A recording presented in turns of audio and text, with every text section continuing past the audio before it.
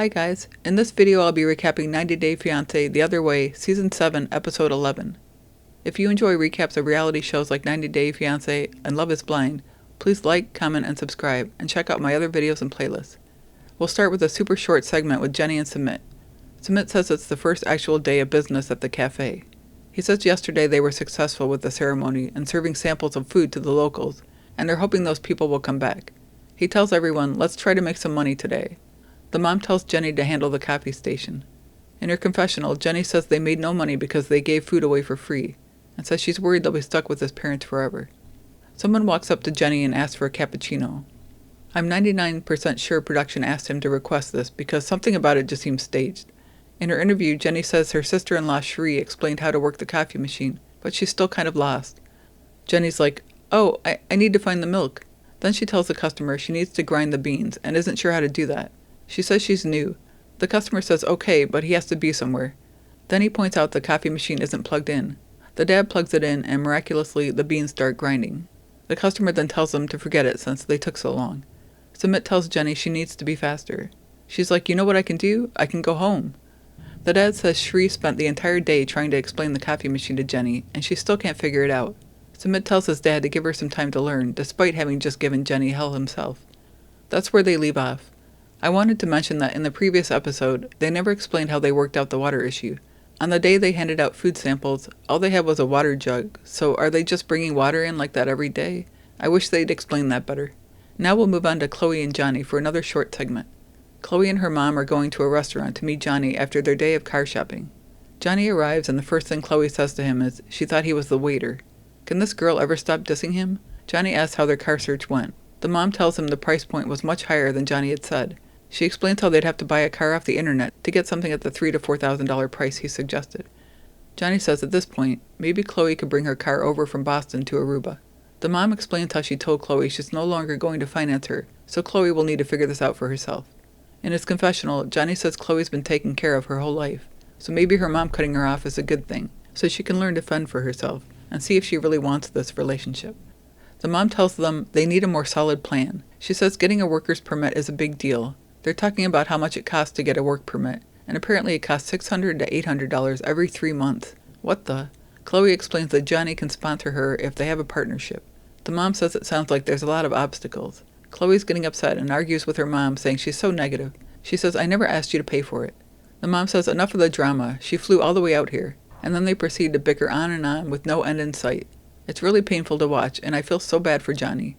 He needs to know that this is his future if he stays with Chloe. The mom says there's one way she'd be willing to support both of them, and that's if they move to Boston. And I'm wondering, why would she fully support them? First, Chloe is an adult, and if they move to Boston, Chloe could just have her 6-figure job back, that her mom gave her, by the way, so then Chloe could support her and Johny by herself. Anyway, I don't like Chloe or her mom, and wish they'd leave Johny alone. Moving on to Manon and Anthony. They're heading out to look at potential houses to buy.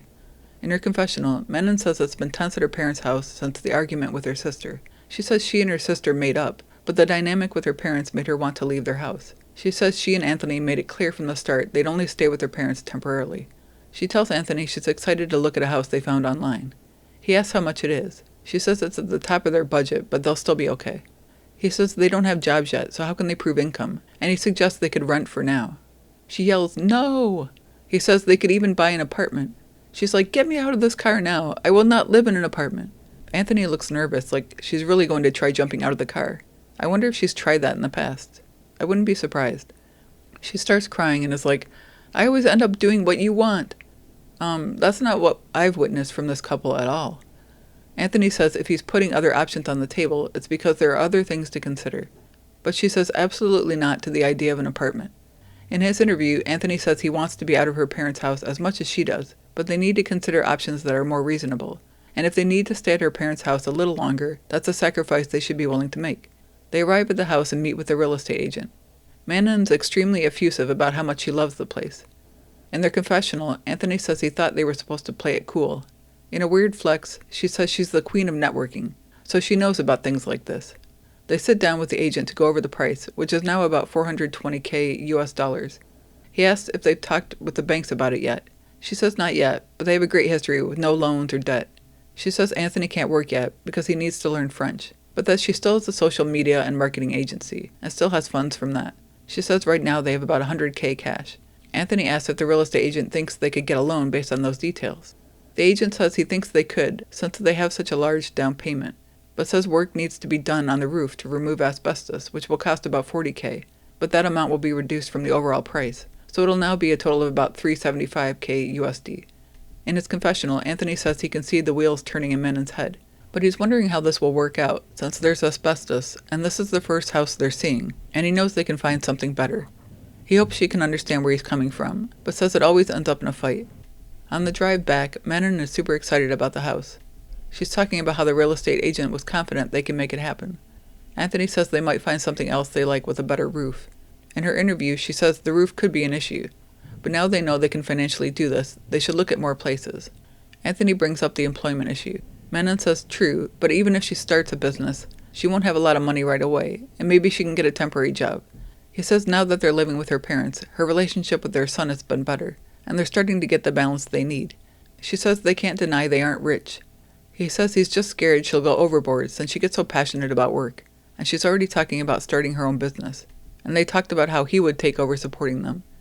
She says it will take him so long to find a job in France, and when he does, he'll never make as much as she does. He says he could teach English to kids, and she says he'll make pennies doing that. In his confessional, he says it's hurtful to hear her say he'll never make as much as her, and says it will just take time and it seems like he's never good enough for her. He says he loves her and wants to stay together, but is scared because he knows how passionate she can get with work. She says if she works less, she'll be fine. In her confessional, she says she doesn't want to just survive in France, but wants to thrive. I agree with Anthony that the way she talks to him kind of sucks. It's fine to be ambitious, but putting down your partner like she does isn't cool. Also, it was her idea to move to France, with the understanding that he doesn't know French fluently yet. So she put him in that position. So to now belittle him about the situation he's in seems pretty wrong in my opinion. Moving on to Pattiya and Dylan. They're having a night out. In his confessional, Dylan says it's been about a week since she arrived in Tasmania, and tonight he's taking her to one of the best spots in town. He brings her to a pub and she seems unimpressed. She says in her confessional she didn't expect to go to an Irish pub in Australia. She says thankfully they'll be hanging out with his best friend Chris and his brother Glenn. She hasn't seen Glenn in 11 years and says he loves to shop and she gets along great with him.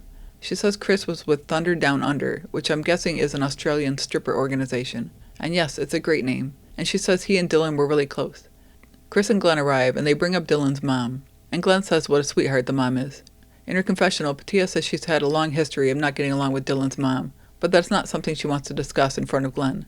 She says Dylan's always told her you shouldn't say things in front of Glenn, since he'll be nice to your face but will stab you in the back. Chris tells Dylan he needs to put a ring on Pattiya's finger. Pattiya's like, thanks Chris, it's been 12 years. Dylan says there are issues they need to sort out first. Chris says, wow, that just got serious, and asks, what are the issues? Dylan says now isn't the time to discuss it. Pattiya says to Chris, do you know how many times we've broken up? Dylan excuses himself to the bathroom and seems really cold, and it's pretty awkward as he's leaving. In Chris's confessional, he says he loves Pattiya and Dylan, and that it's a very rocky and passionate relationship. He says it's hard to know if they can make it long term. Suddenly they notice Dylan on stage with a guitar. Dylan says he's written a song for Pattiya. In his interview, he says sometimes he doesn't express himself properly to her, but that maybe he can do this in a song. It's a nice song where he talks about how he gave her a ring and took it back, and how he now wants to be more gentle with her heart. Glenn asks Pattiya if she's heard the song before, and she says no, and she's crying. In her confessional, she says hearing that song makes her want to fight for their relationship. She says she hopes they don't fall into their old patterns and break up again. Later, Pattiya and Dylan are driving to his mom's house for a family dinner. In his confessional, he says he knows Pattiya doesn't like his mom, but that his mom will always be in his life, so he hopes they can get along. When they arrive, Glenn is there too. Dylan tells Pattiya and his mom they can sit down since he's cooking. In her confessional, Pattiya says she dreads talking to his mom because she doesn't like her. She says she's grateful Dylan's cooking, and is glad the person who doesn't like her isn't cooking, because she worries the mom would try to do something to her food. She says her mom always told her, don't eat out of your enemy's hand. The mom and Pattiya are seemingly getting along. In his confessional, Dylan says he thinks they're putting on a performance, and that he wants them to get along, but says they need to be honest.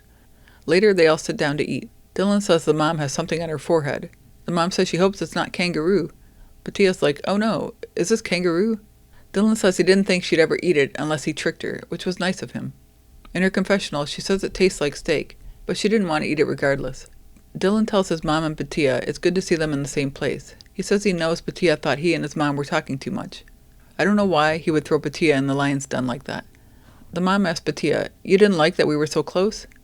Pattiya says in the past, Dylan told her his mom would say he should date someone younger, that she couldn't give him kids, etc., and she disliked his mom for that reason.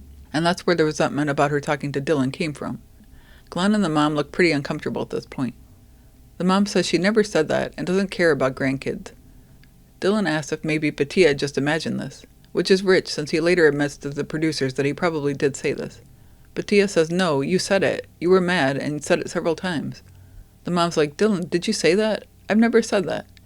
In her confessional, Pattiya calls them liars and wonders if they're in cahoots and won't admit they said it, and that she wouldn't make it up. The mom says that comment never happened and asks if there's anything else. Pattiya says nothing else is an issue. In the mom's confessional, she says she's never said Dylan should be with someone younger and can't imagine him saying that to Pattiya, which I think means she doesn't believe Pattiya. Glenn agrees it's an odd thing to say. The mom says 2 and 2 aren't adding up. Pattiya says, "I'm sorry, but that's where the resentment came from." The mom insists she's never had an issue with Pattiya's age. Pattiya says Dylan must have made that up to try to make her mad, and that he says hateful things sometimes to get her upset. Dylan says he apologizes if he ever did say that. In his confessional, the producer asks if he ever said this to Pattiya. He admits he might have said it if he was angry, but that it was a long time ago.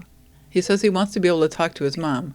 Pattiya says it's not an issue, and that it was only an issue when she thought his mom didn't like her. In her confessional, Pattiya says she's mad at Dylan because she's had this resentment and hatred for his mom for so many years. She says now she's looking at Dylan and questioning their relationship, since he lied to her, and she doesn't want to be in a relationship like that. Last week I went after Pattiya for saying Dylan is to blame for her current debt. This week I'm going after Dylan, because I thought the way he brought up the subject of his relationship with his mom and Pattiya at the dinner table was weird, and it seemed like he was just trying to invoke a fight.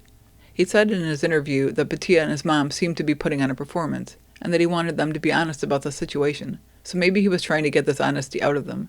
But I thought it was a pretty dirty thing to do. And of course, if he really did lie to Pattiya originally and say his mom said she thought Pattiya was too old for him, then that's really wrong. I definitely think now that they shouldn't be together. We'll see what happens next time we catch up with them. Anyway, that's it for this video. I'm curious what you guys think, so please let me know your thoughts in the comments. Thanks for watching.